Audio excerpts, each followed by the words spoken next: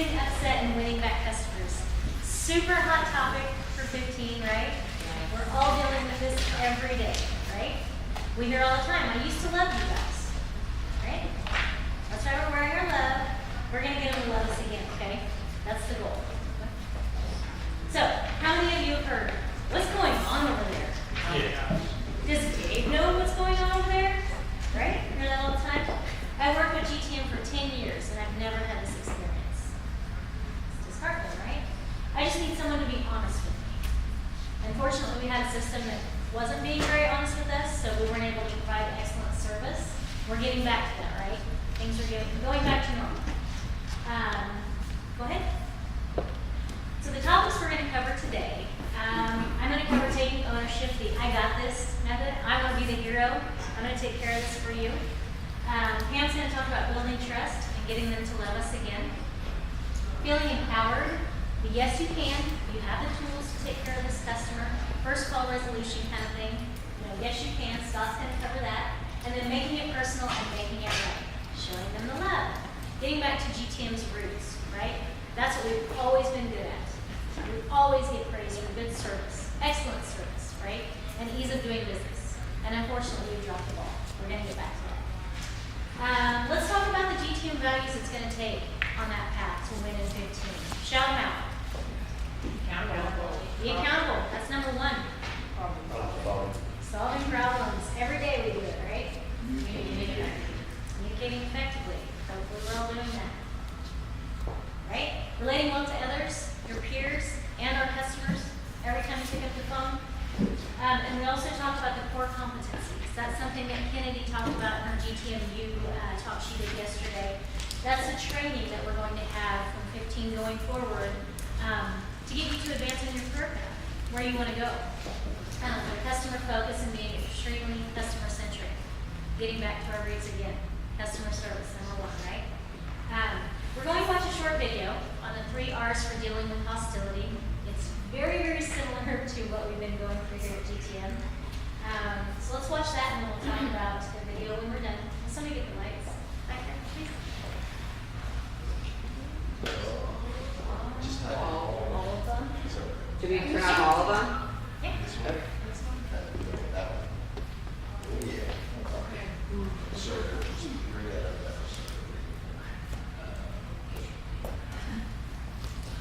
There we go.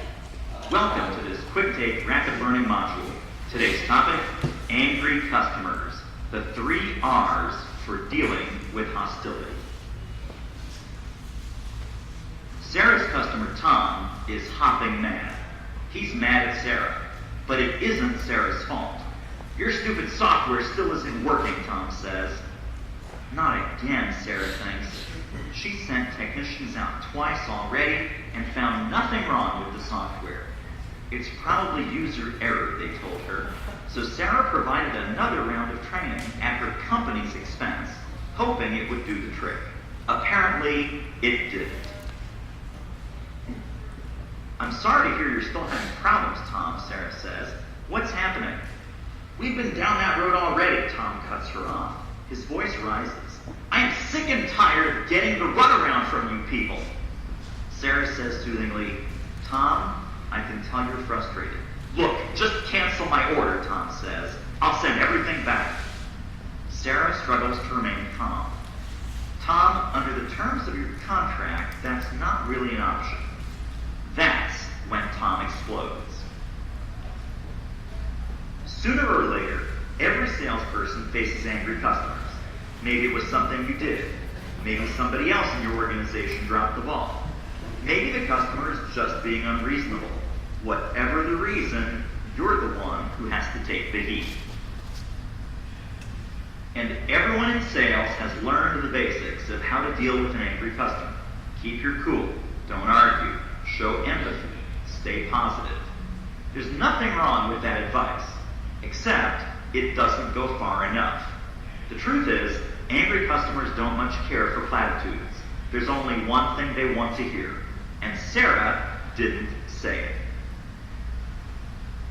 In this quick take, you will learn the one thing an angry customer wants to hear, why even experienced reps often respond the wrong way to their customer's anger, And the 3 R's, an easy-to-remember approach that can turn an angry encounter into an opportunity to earn your customers' loyalty. Researchers from Babson University surveyed 198 buyers and discovered a surprising upside to anger. They found that customers get angry when they believe they can potentially alter and or seek a remedy for a negative event. That's good news for you. It means angry customers haven't given up on you. They still want and expect you to help them. And that brings us to the one thing an angry customer wants to hear. Not empathy, not a soothing tone of voice, not an apology. They just want to know that you are the person taking responsibility to make sure the problem gets fixed. Unfortunately, the same researchers found that even experienced sales professionals often fail to get this message across. They become angry themselves, or defensive.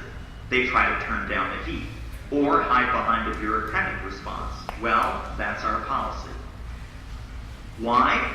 Because anger feels like an attack. And even when our rational minds know better, we respond with a fight or flight response.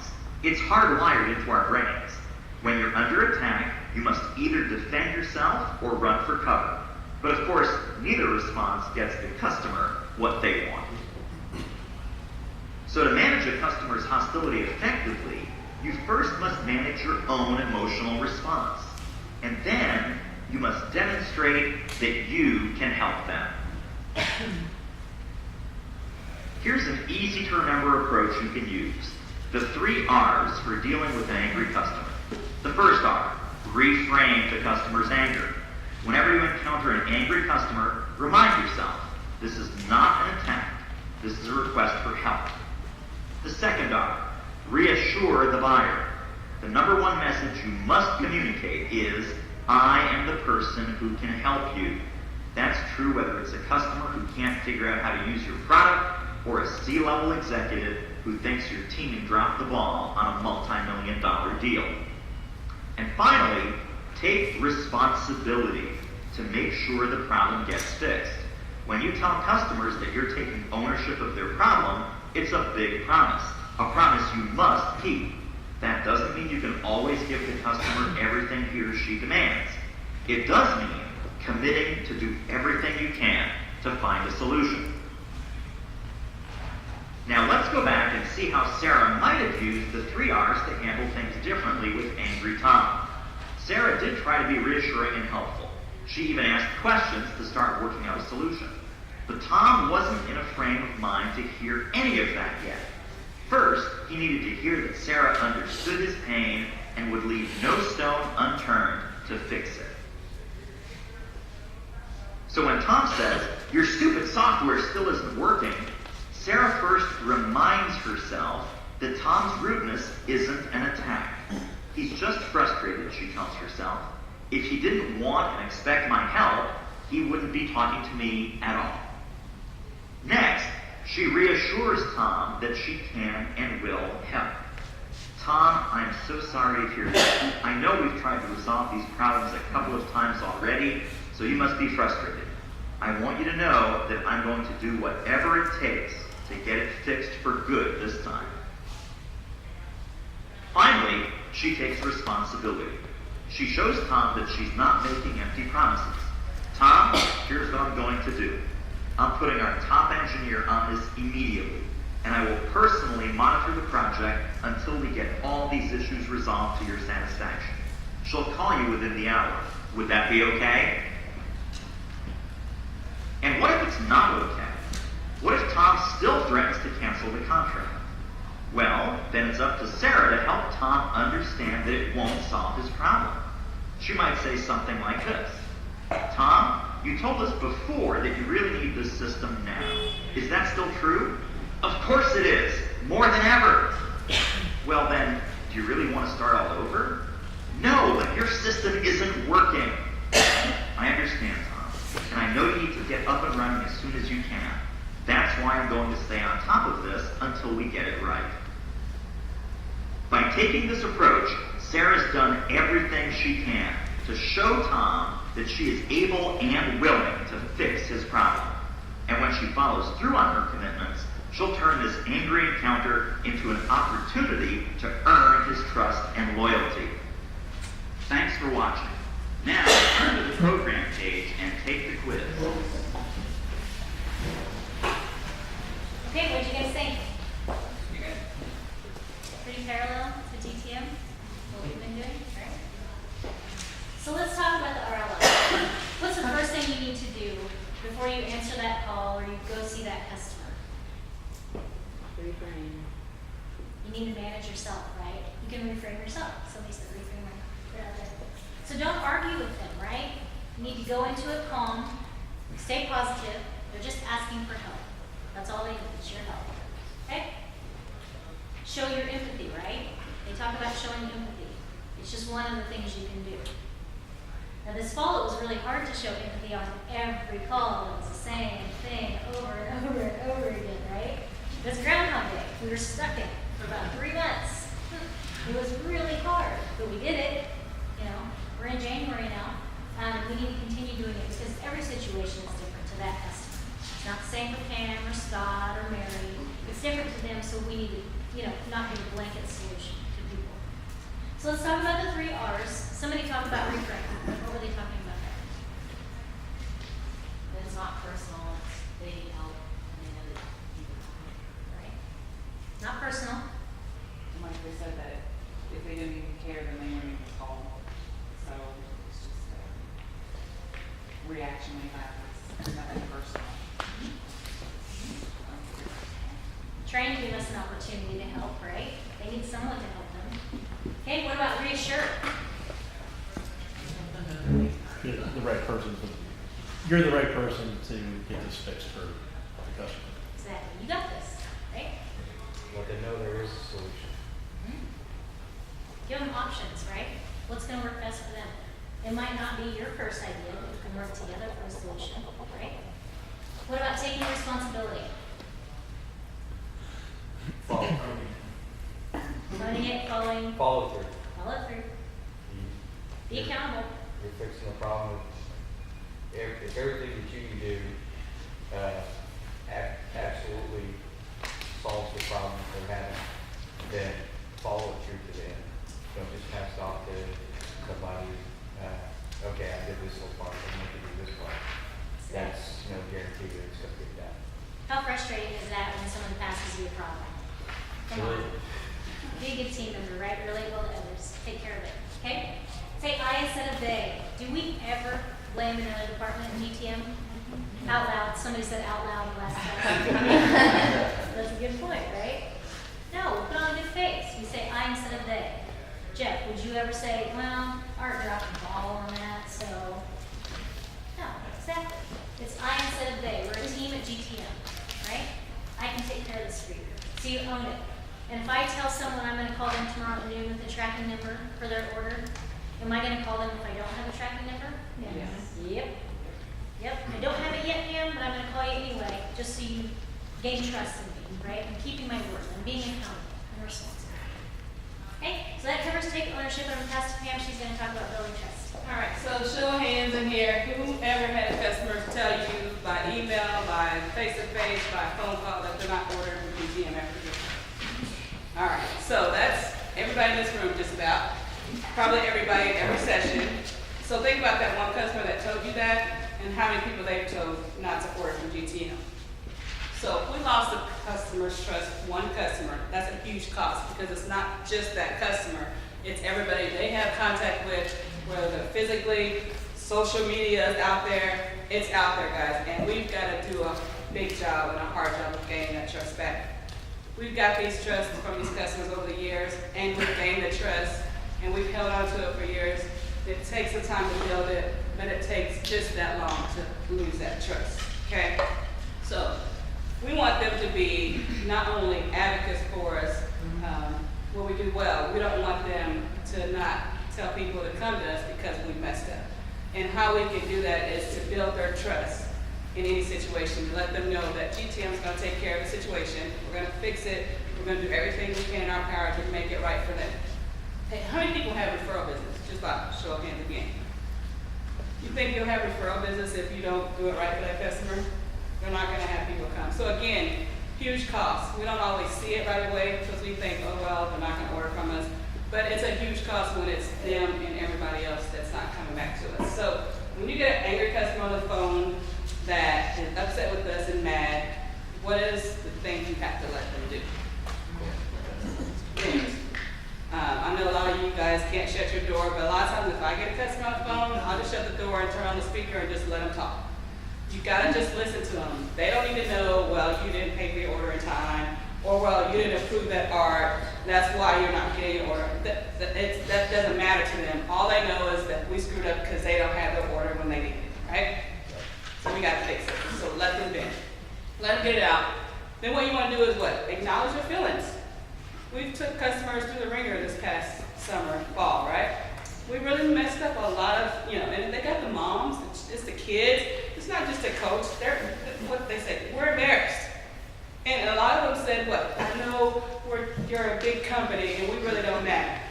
But I told them, all of our customers matter to us, right? So we want to make it right. We want to earn their trust. Acknowledge your feelings. Yeah, we screwed you guys over this year. I apologize. I understand. Make it personal. Let them know, hey, if I was you, I'd probably be just as upset. It's real. Don't just excuse how they feel in a way, because they really have a right to feel that way. Acknowledge it, and then you just apologize about it. I'm so sorry, I want to make this right for you, okay? So in order to gain the trust, you first have to ask them for the opportunity to gain their trust back. Let me make this right for you. Okay, Melissa, what are you going to do for me? So at that point now, you've got their ear, you've got their attention. Tell them exactly what it is you're going to do for them to fix their problem. Detail it out to them. They want to know step by step what it's going to take, what you're going to do to fix their problem. Okay? Then you're going to let them know, before you follow through with it, first find out, is what you say you're going to do going to be what it is that's going to fix their problem? Okay? You don't commit to getting them an order to them on Wednesday when that doesn't fix their problem because they need the order on Tuesday. So that does nothing for them. So validate what it is that you're going to do that it is that's going to fix their problem. And once you have settled on that and found out exactly what it's going to take, follow through. I think Dave mentioned it in the last session. We heard it yesterday. One of the things Dave pointed out, the number one of the customer complaints on our surveys, it wasn't Wyatt. It wasn't that they got the orders late. It was because we didn't follow through. The rep didn't call them back.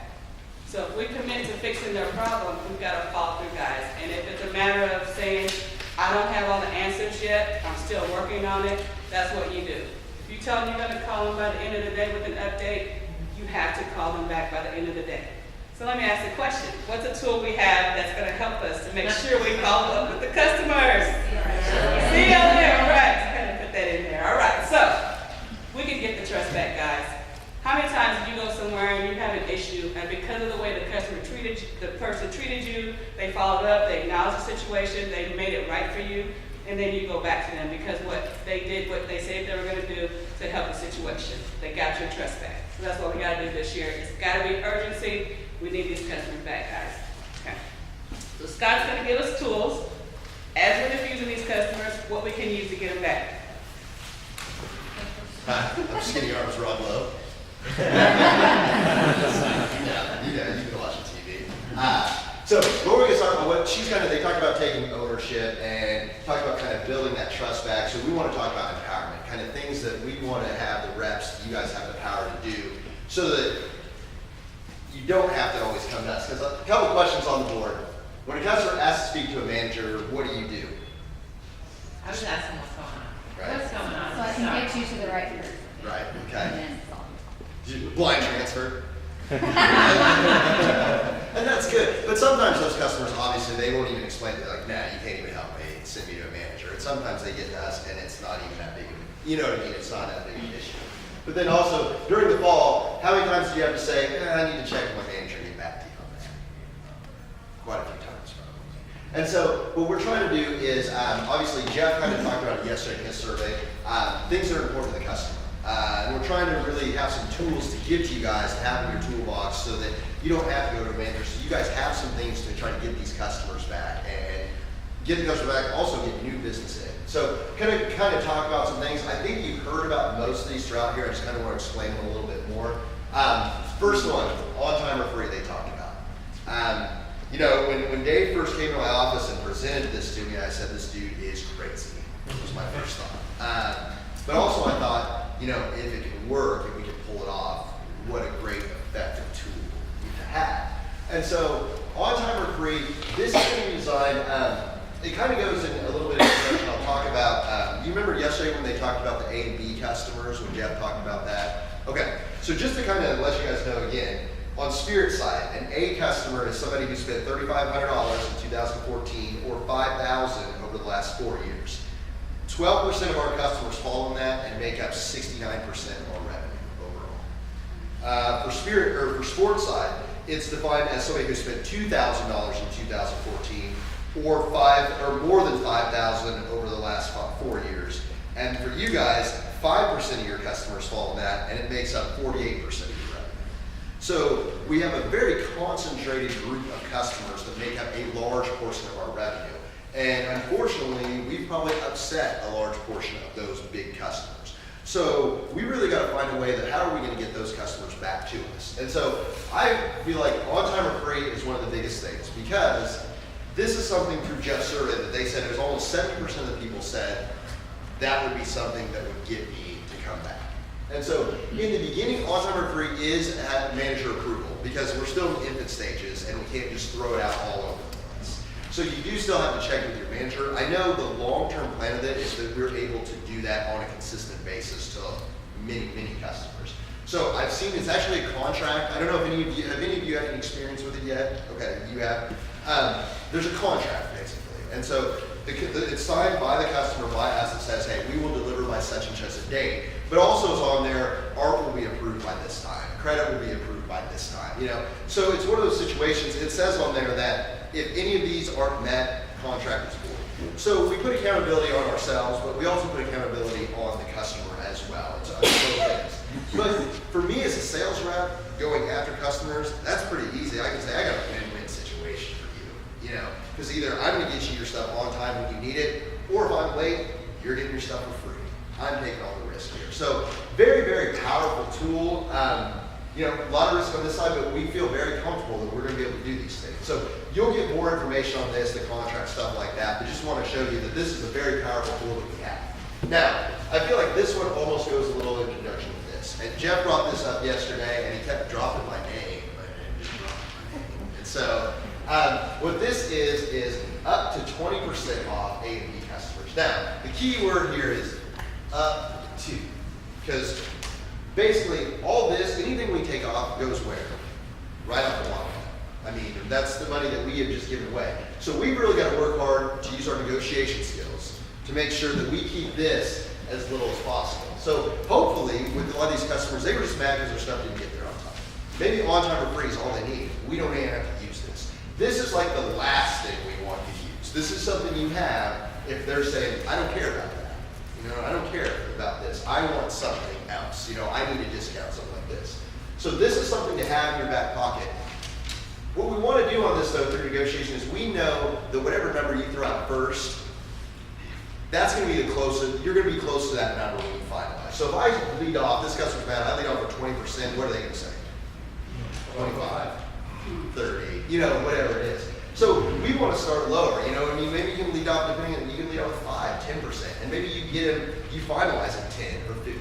Well, everything you save is straight to our bottom line. That was money that we were willing to give away this year to get that customer back, and that way we can get long-term business. But anything you can save this year is money straight to our bottom line for this year, so we don't lose that. That doesn't walk out the door. So another really powerful tool, we'll have a list of these customers coming. That stuff's going to be coming, who these big customers are, so that we can make sure as reps we're contacting those people. But just another tool you guys have.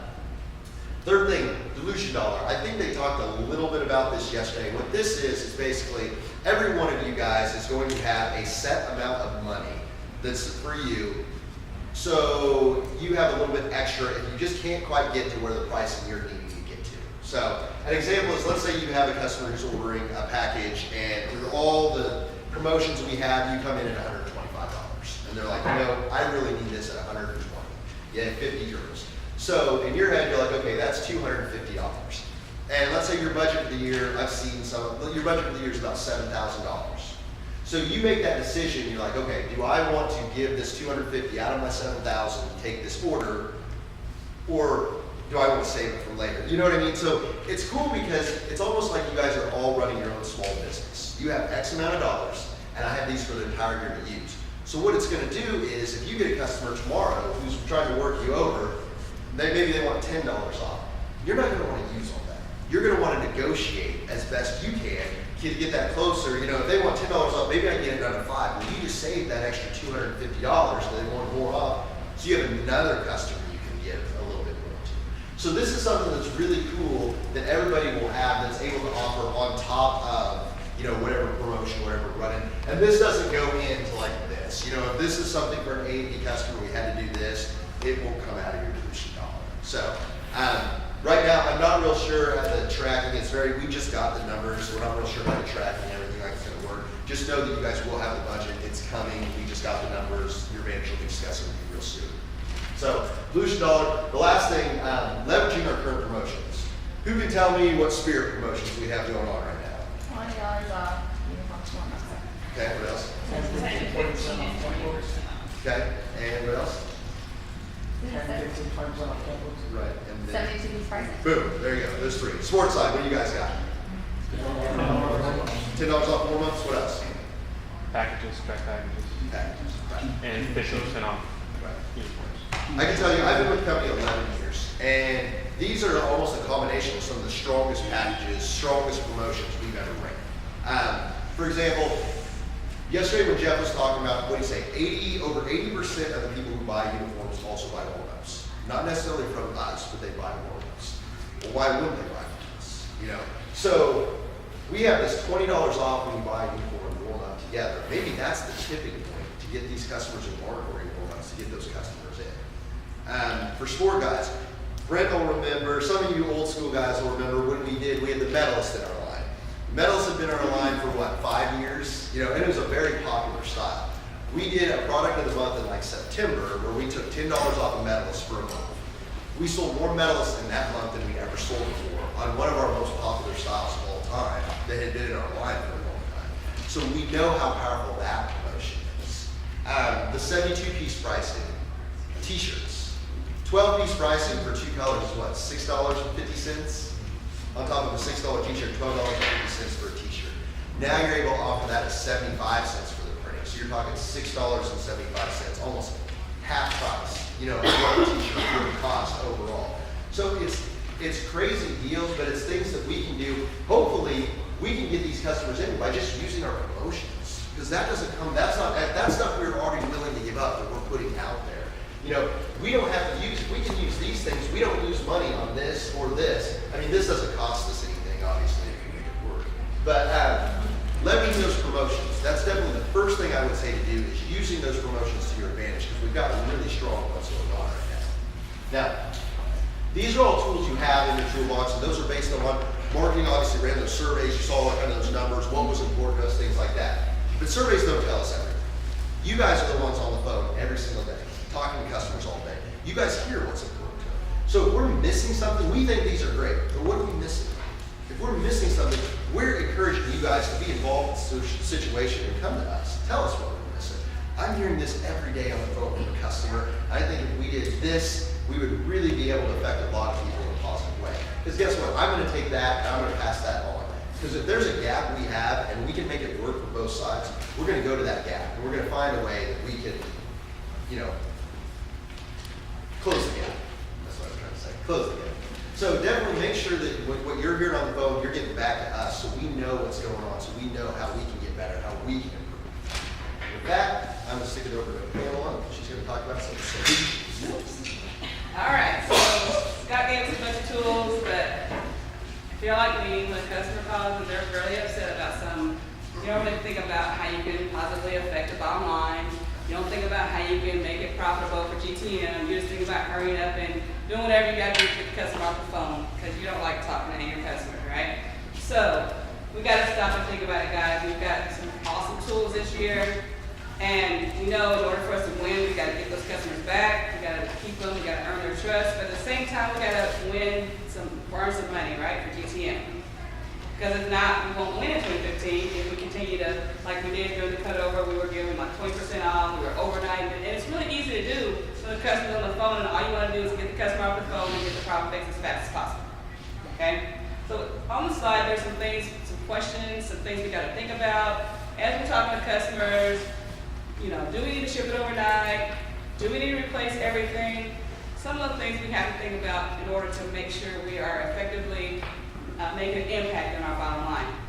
Because one of the things we want to do is, of course, like Stacey said, we want them to love us again, and they will love us again. But guess what, guys? Loving us again doesn't mean we give away the farm, right?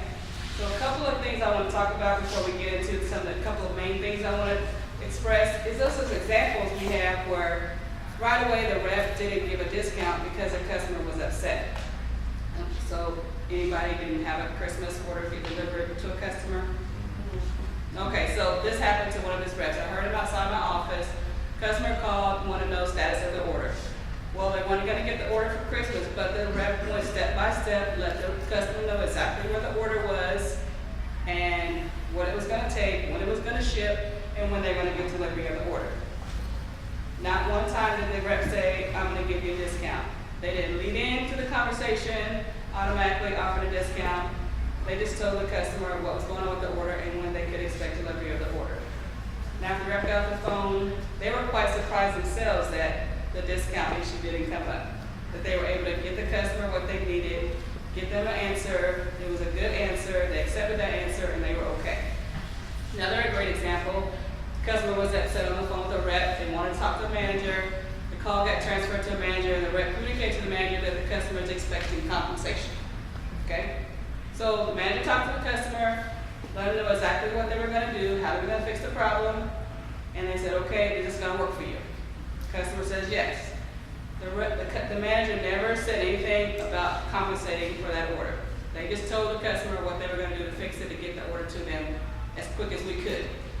So those are just two examples, guys, of how when a customer calls in, a lot of times we get excited, we want to help the customer, and we automatically assume they're going to be expecting a discount, and we lead into that right away without listening to the customer first and letting the customer tell us what it's going to take to make it right for them. Okay?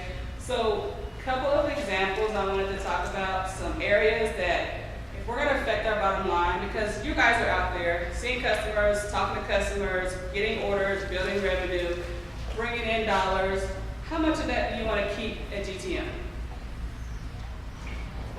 We always hear us say, work smarter, not harder, right? But is it going to be working smarter is if I get a $5,000 order, half of that goes back out the door because I had to maybe ship it, expedite it, or I had to replace it. Is that working smarter? Because that, what happens when you do that? What happens? What do you have to do now?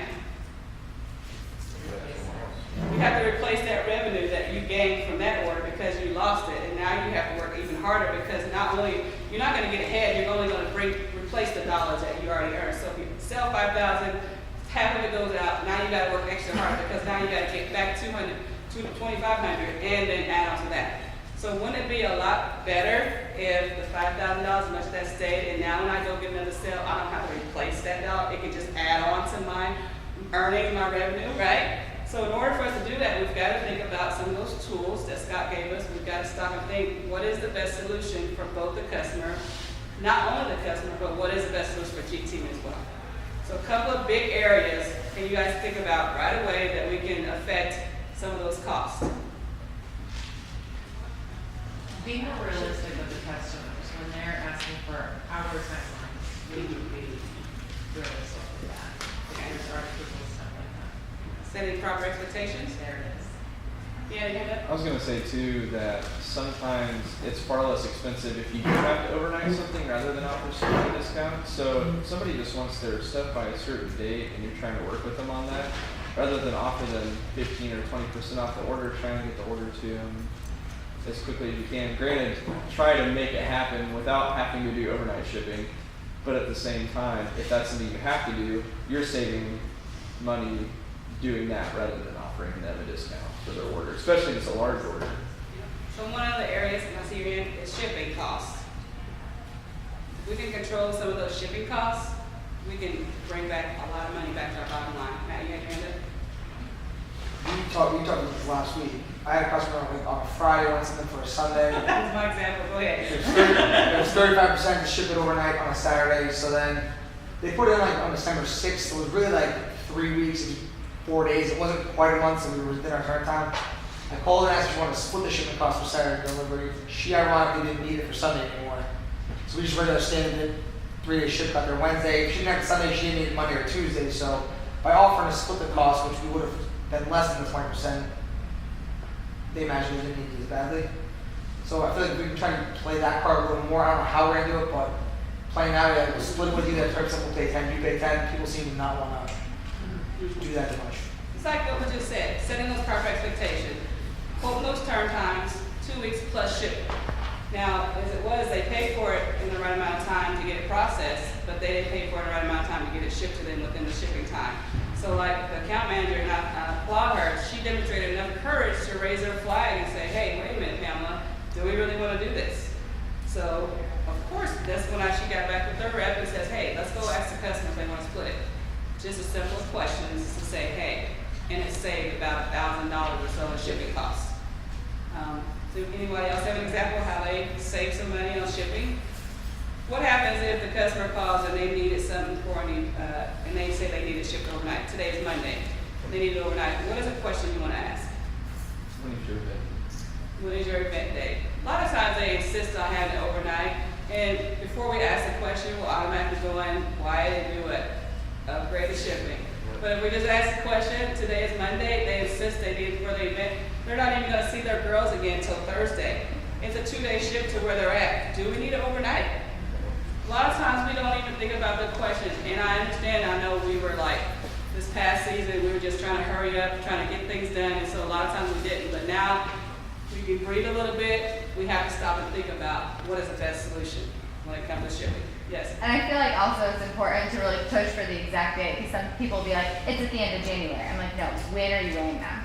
Like, around like the 30th. I'm like, no, when are you wearing them? Are you wearing them on the 28th? Do you leave on the 29th? Or are you actually just needing them for the 30th? Yep. Just asking those Like questions. those couple days really can make a difference. Oh yeah. Because they'll say they have an event on Saturday, or they'll say their event's on Thursday, but they're actually not leaving until Friday night. Right. So we get there on Friday, they're perfectly capable. But they just want to have convenience for them to hand it out on Thursday night, so it makes their job easier. But to save us a day or two shipping, they'll survive the rest of the Friday. Oh yeah. So let's talk about another area. We're going to talk about this really quick because we're getting kind of close here. We got another replacements. Replacements is another big area we can focus on to help reduce our costs and realize more of the money that you guys are bringing in. So who has an example of how they save some money on a customer calling and said they need a replacement? Well, I didn't necessarily save money, but I gained money from it, hopefully, that's the way it's working. But I had done her order and I put her personalizations in wrong, the font, and it was my bad, I just read the thing wrong, and this lady in Canada. And I went to her and I called her and I was like, hey, there are a few things you can do. Why don't you talk with your team, since all the jackets look the same, do you just want to go ahead and keep those, and we'll give you your $8 back for the cost of the personalizations for a jacket, and she had like 12 of them, it was a crazy amount. Or, we can replace them, whatever. And I kept up with her and followed up with her and sent her tracking numbers and everything. And then she sent me an email back. She's like, this is the best customer experience I've ever had with your company. I want to still work with you. I have 7 other teams that I work in Canada, and they big teams. Hopefully, I don't know how much is lying, but fingers crossed. So, but the point is, she still talked to you. Getting there. But you did save some money, right? No, I ended up replacing it. But But the thing is, you talked to it and you tried to come up with options, like, yes. you didn't immediately say, we offer some optional solutions. Okay. So I have one real quick. Go ahead. I was just gonna say, clarifying too, setting the proper expectation for what exactly is wrong, finding out more rather than, I just need this fixed. The art's wrong. Well, what about the art is wrong? Like really delving into the situation, and if there is really something wrong with the art, then making sure that we get that fixed on our end, that for future orders that we're not having those problems anymore. Yep. Yes. I had a lady a few years ago, we had just come out with polka dot twill and zebra twill, and when she opened up her box, some of her girls had like 3 polka dots in the P, one girl had 2, another girl had 4, And she called and she's like, these polka dots are all wrong. I'm like, how are they wrong? And then she went on to tell me all the different numbers. And I was like, well, have you shown the girls them yet? She hadn't shown the girls them yet. I followed up with her on Monday. She's like, oh my gosh, they just love them. They're wearing them. They can't take them off. And so we were expecting to be replacing them. And I don't know what I was going to go down to art and tell them, can you please make sure you cut So you just ask a question. You ask an extra question instead of saying, here, let me get this replacement order going. You said, have the girls seen them yet? Okay. Had an example I want to utilize that. There was a field rep. The jackets went out. Their art was wrong, but it looked good. It was a little bit off on the colors, but the art itself looked good. So let me tell two scenarios. The rep went out to the customer and says, oh, those look great. Or they could have said, oh yeah, we did mess up. But because they said, oh, those jackets look good, they convinced the customer that the jackets look good, and now we didn't have to replace it. That was about a $7,000 order that we saved because we responded positively to the customer about something, even though it's wrong, but it looks good. So those are some things, guys, that we can focus on. We want to sell, we want to keep all the revenue, because as much revenue as we can keep, the more profits we're going to realize, right? So those are some things. Shipping costs, replacement costs. Let's think about it, ask a couple extra questions, set the proper expectations, and let's go into 2015. Scott's going to tell us how to make it personal. All right. So, kind of we talked about taking ownership, we talked about building trust, we talked about empowerment, we talked about solutions. All that leads us to what? Making it personal, right. So, just understanding that each one of you are the face, the voice of GTM. You know, when Jeff's customer thinks about GTM Sportswear, what do they think about? Jeff White. That's what GTM Sportswear is. That's what I think about GTM Sportswear. So understanding what you do makes a difference on a day-to-day basis. We've all had troubles with a company in the past. And so I would say is put yourself in their shoes. I mean, I've gotten upset before at probably my cell phone company, and I start yelling, and I'm like, oh my God, I'm a cheer mom right now. You know what I mean? It's like, oh. And so this job has made me more patient with those situations. I said, I'm acting unreasonable right now. You know? So just understanding that just little things you do to make it personal can really make a difference. So since we're running short on time, I just want to read you a quick email that was basically this rep just showing that they cared and the difference that it made. So basically this rep, all they were doing, they were sending out prospecting emails. So they sent out a prospecting email, and this is the response they got from the customer. It says, hello. When we first started using GTM Sportswear for our gymnastic warm-ups and other items, we were very impressed with the customer service, products, and ease of ordering. Unfortunately, we are no longer ordering from GTM.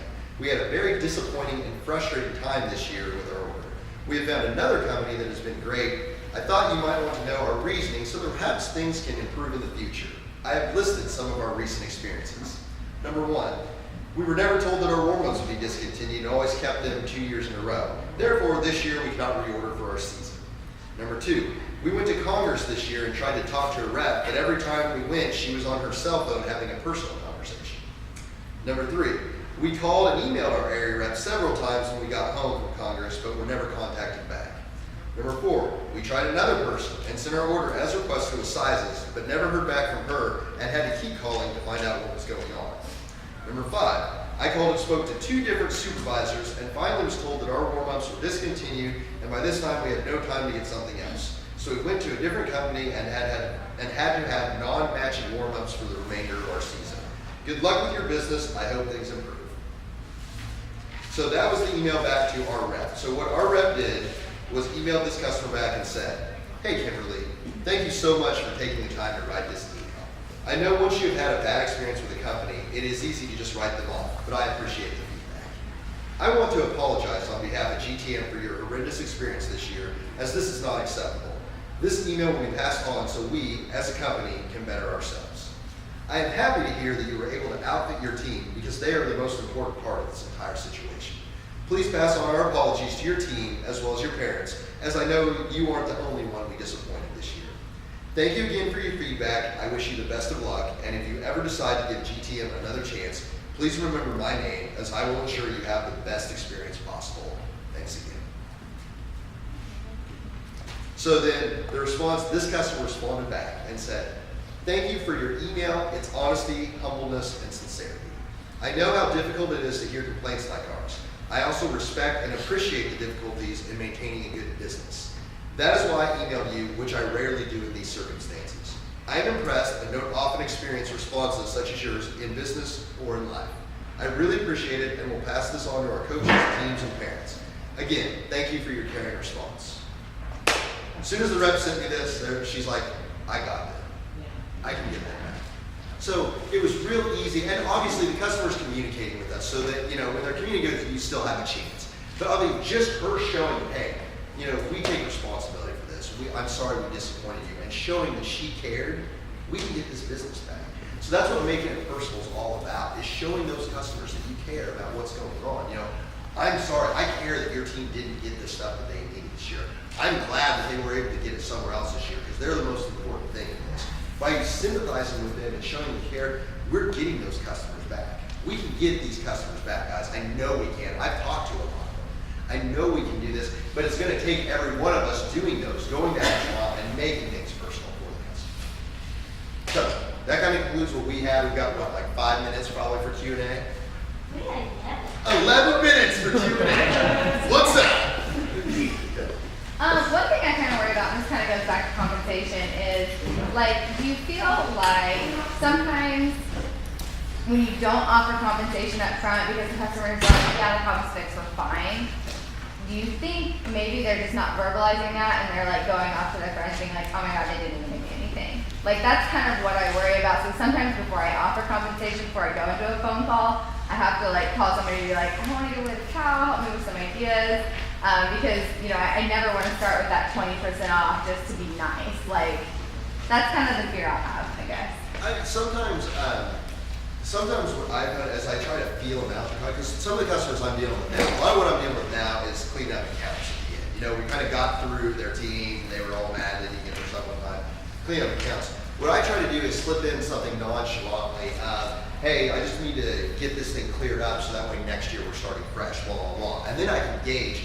Most of them, I'm telling you, about 80% of them I say that to are like, yeah, that's great, you know, I just want to get this squared away. So I know I really don't have to do anything more on that. And then I can tell, they're like, well, we're never, you know, there won't be an extra. Then you kind of know, okay, now I need to go into damage control and figure out what extra I can do. So I think that's a great point.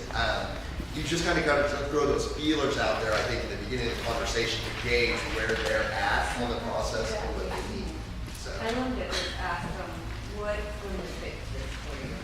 Sometimes they won't give you compensation, sometimes they'll just be like, well, maybe just like a polo, like I don't have any coaching, and you're like, oh my gosh, I was going to give you like 20% off or freeloader or something, and all they just wanted was something for themselves. I know Travis Levette had one the other day. He got in that he got away with. It was the rep said it was a really mad customer, and it cost him 11 sling bags. And I can't remember who said, but it cost him 11 sling bags, and it was like a $3,500 order that was late, or whatever. They were upset. 11 sling bags. It's all cost, you know, because he just talked through it. And you hear me complain about it all the time, but when you're talking about taking responsibility and replacements, I get very frustrated with art personally. I don't know if anybody else has this. Hey, we're throwing somebody on the bus right now. What? No, I'm not throwing on your bus because I can't say who in art. I only know like 2 people. But I mean, you do everything that you can possibly right, and they still do it wrong. And then it's like, no, it's all your fault. You have to do responsibilities. And I know my reps get really, really frustrated, and it's not fair for them to have to take all that backlash and have it look negatively on them. Is there anywhere in the future where art or production is going to have to take responsibility and it's not solely on the rep? Well, I think accountability, that's one thing that they talked about yesterday, is accountability to all departments. And I think, Tyler can probably speak to that too. There's accountability to all departments. We know some of the stuff that happens in art isn't even their fault. Some of it's, it's wire related. Like I know the one we've replaced like 3 times, and we've done new arts, but somehow the old art keeps getting uploaded, you know? And so it's not even something that artists do. We still have some wide issues. Yes, there is going to be accountability across the board, but obviously we've got to get our system even better than it is right now. You know what I mean? Because they're still dealing with the same shortcomings that we're dealing with too. Yeah, So. one thing I would say is when I have a rep that comes and says that they had replaced it 2 or 3 times, I'll say, well, did you communicate that to production? Did you communicate that to art? A lot of times that doesn't happen. Customer calls in, it's wrong again, all we do is put another replacement order in. Well, if we don't let our other departments know what's going on and what's wrong, then there's no way, it's like insanity. If you do the same thing over and over, you're gonna expect different results. No. So we've got to communicate that back to the people, the other departments, so they are aware of it, so that they can do whatever they have to do to help resolve the problem as well. This So. is usually in the art notes, but I don't personally, if it's just like one replacement, I'll put it in the art notes, like, hey, this is what was wrong, please make sure it's this way. So that way, 'cause I know they look at the art notes now, so they can see like, oh, this was why it's wrong, now I need to make sure this is. I always encourage to get a picture from the customer as well. I mean, don't get a picture, not that you're accusing them, just always say for coaching opportunities. Get a picture, that way they can see actually what the customer received. Because even if you just tell them what was put in wrong, doesn't mean they know what the customer received, right? So then we have to compare what you put in, what the customer received, and they say, oh, wow. And that helps them too. And send it to quality control. Are we letting you know, I guess, being that I'm on the outside, they get nervous that if I try to play hard with the customer once in a while, like, sometimes I'll say, like, I have to prove my manager and get that done for you. Like, I put it on panel sometimes to be like, I need to get her to approve that because I don't have the power to do that, so it buys us time for me to talk to her, or have her call and give the veto, or to give the power as the manager. I'm afraid you're calling customer experience, there's a lot of new people don't really know. They're like, yeah, sure, done, give me the replacements. And then it makes me look like an idiot, because I'm trying to, like, do anything in my power to not give replacements. I know you can 10% off the order you have now, give you something back on something you already kept, then reorder them. But I feel like if they call in, somebody's not as experienced, like, yeah, no problem, just put that in for you. And then, I think we've got some customer experience. Yeah, When I it's can big- answer that for you. You put that in CLM, then I can see that and see that you're trying not to do that. So CLM. Well, You know. I can answer that right there. And typically, I think big replacements, you guys usually call us when it's something that's, I mean, when it's small replacements, but it usually seems like you guys get a hold of the rep when it's something that's gonna be substantial. They're usually getting a hold of the rep and saying, hey, I've got to check on that, you know what I mean? 'Cause I think they're doing a really good job of trying not to give away the farm either, you know, and especially, we're all going through these same classes together, so hopefully this is all absorbed with every department, you know, so we're all on the same page. But CLM, she's been plugging it away, CLM, gotta get CLM usage so that they know that, hey, man, if you put in there that, hey, I'm trying to do everything I can to not play this, I'm working blah, blah, blah with Pamela, they can say, hey, I can see that Matt is working with a manager on this already, blah, blah, blah, and kind of go from there. Both of your issues come down to communication, right? Everybody on this team wants to do, the whole company wants to do the best job that they can possibly do, right? And so I recognize that's an area where I've been failing, where we've been failing as a leadership team, is just we're not communicating as effectively as we can, right? So today we had 17 people from sales that report every day to different departments. And that's going to continue through first quarter or however long we need them to do that, right? People in finance, people in marketing, people in operations, people partnering with art. And the reason why we're doing that is not because we're nice people, it's because we recognize that we don't understand. Where is that gap? Why is it that this art is wrong again, right? Part of it's a lack of understanding. I don't have all the answers to it. And so we're relying on putting our teammates out into these different departments to help solve some of those problems. And that is still going to take some time. But just like having, to your point, these integrated classes, right? It's nice to have CE and TSRs and AMs and all these different people together as we go through this, because we all have different perspectives. And again, it comes down to how we communicate as a team. So we keep talking about CLM, but it's not just CLM. It's across the board. It's me giving clearer guidance. It's us going that extra mile to communicate more when we don't have to. It's asking our partners and other departments to do the same thing. And that's what we're committed to doing, and that's what we're going to do a better job of in 2015. And if you look at all of our customer sat information, we just got an update from November. I think 36% of the reason why customers rated us low is a communication-related issue, right? That's all stuff we can fix. So even if why it isn't where we need it to be, if we can communicate better and have better visibility, we can have happier customers. And that's one of the main ways we're going to win these people back. So. It's lunchtime, guys. Lunchtime. Lunch today is in a different spot. It's all the way at the end of the upstairs floor by the locker room. So you'll see some tables that just go all the way to the end. What's up? George Kent. Yeah. They got me wrong. Apparently when I put the notes in there, it's all they got confused.